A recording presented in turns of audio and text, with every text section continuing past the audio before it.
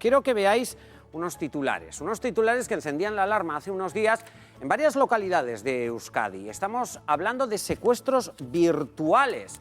Ha generado cierta alarma, sobre todo por cómo ocurren de una manera muy rápida, inesperada, lógicamente, y es algo novedoso.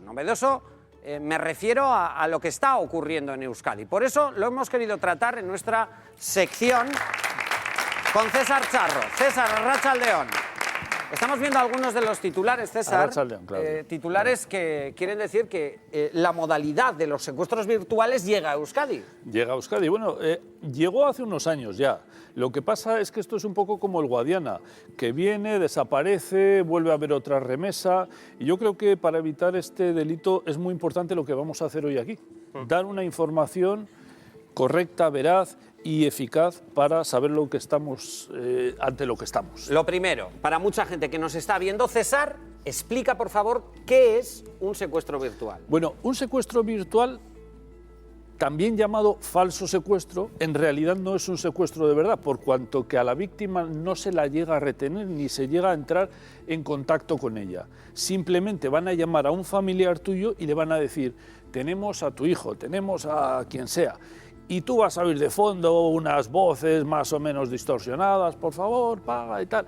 Y lo que hacen, mira, uno de los delitos que más miedo o más inseguridad inducen en la víctima y sus familiares son los secuestros, la privación de libertad, porque arrojan unas dudas sobre tu vida inmensas.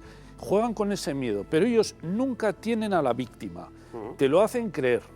Entonces, por eso digo que es muy importante seguir ciertas pautas. Bien, estábamos viendo algunos de los titulares, algunos de ellos hacían mención al acento que utilizaban algunos de los secuestradores.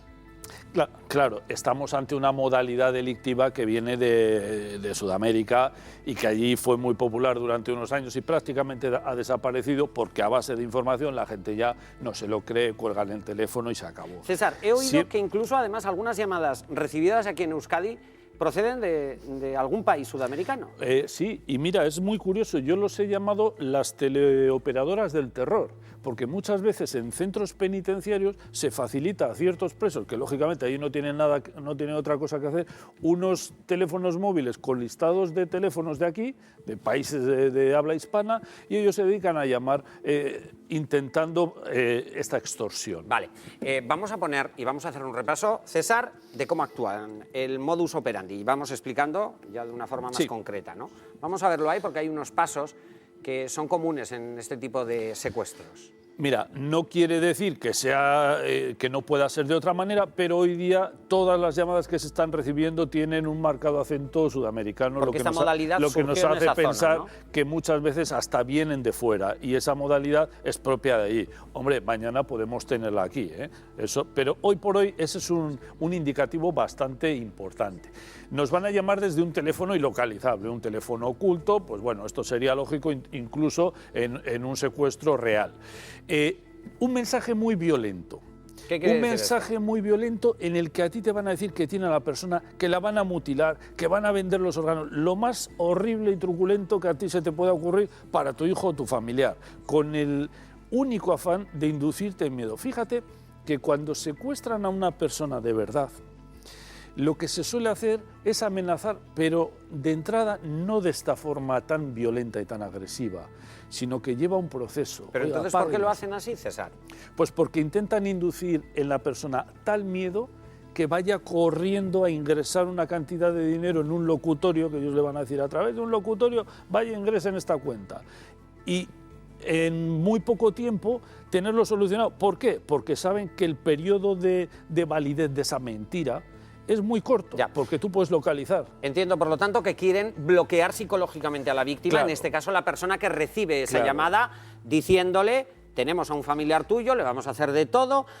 Aquí veíamos uno de los puntos, si lo podemos poner, cantidades moderadas. Cierto es, no piden grandes, bueno, según la economía de muchas familias, pero en fin, en cuanto... Esto quizá, se están recibiendo las llamadas que se han recibido, estas últimas, en Leioa, Durango, Santurce, Baracaldo, estas pedían desde 350 euros hasta 5.000.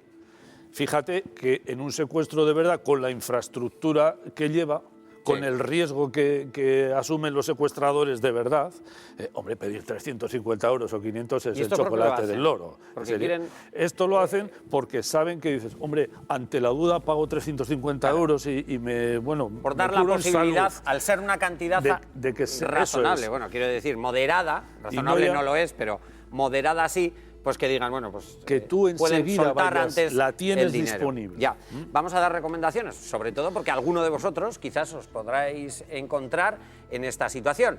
¿Qué hay que hacer si recibís algún tipo de llamadas? Muy importante, mantener la calma. Pensar que la mayoría de las veces es mentira. Y te voy a decir por qué. Cuando se produce un secuestro de verdad, lo primero no es recibir una llamada, sino que el propio entorno de la víctima nota su falta, porque a veces ha desaparecido, no llega en el día siguiente. A veces pasan semanas hasta que un secuestrador de verdad avisa, oiga, tengo secuestrado a su familiar.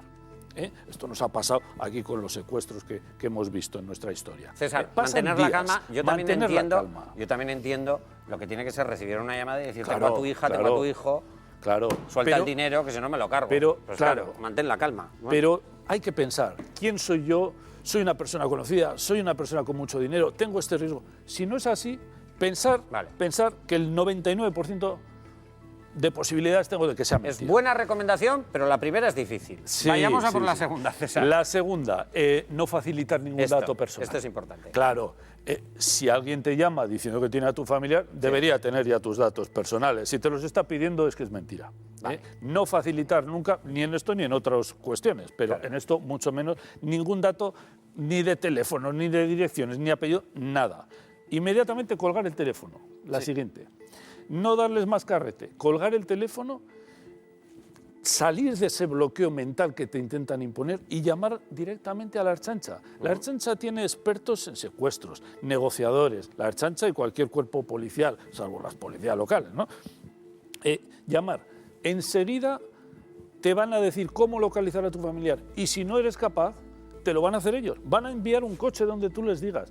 Lo van a resolver en muy poco tiempo. Tanta es la eficacia de la Ertzaintza en nuestro caso, que el 100% de estos intentos que ha habido aquí han sido resueltos con éxito, eso sí, con el sobresalto de la familia.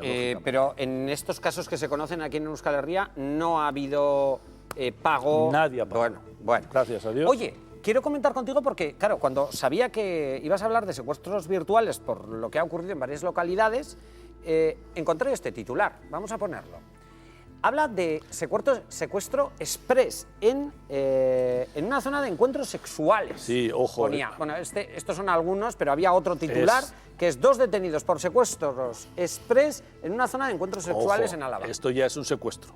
Esto ya es un secuestro. ¿Esto es secuestro? Esto sucedió en una zona de cruising, en Álava, donde, bueno, pues unas personas simularon querer tener un encuentro sexual con una persona a la que retuvieron, montaron en un vehículo y le tuvieron dando vueltas, le obligaron a sacar dinero y una vez superado el límite le tuvieron toda la noche hasta el día siguiente para que sacara más dinero. Ojo, esto ya es un secuestro porque tienen a la persona en su poder, bajo amenaza, con agresiones, y algunos no aquí, afortunadamente, pero algunos han terminado muy mal. Entonces, esto ya es otra cosa. Y aquí las recomendaciones son diferentes, claro. Hablabas de los secuestros virtuales utilizan un lenguaje violento. Solo se queda en lenguaje, es decir, no toman represalias, es decir, no pasan a la acción. No, nunca. En este tipo, a ver, luego tenemos que tener en cuenta que también los delincuentes evolucionan, pero en este tipo de intentos que yo casi llamaría una extorsión, una estafa, un engaño, son un poco como el timo de la estampita, que si lo haces muy de continuo, al final la gente no se lo cree y nunca entran en contacto porque no tienen la posibilidad de entrar en contacto con la víctima. Bueno, acabamos de hacer algo, que es dar información por si os ocurre algo así, ya sabéis cómo actuar.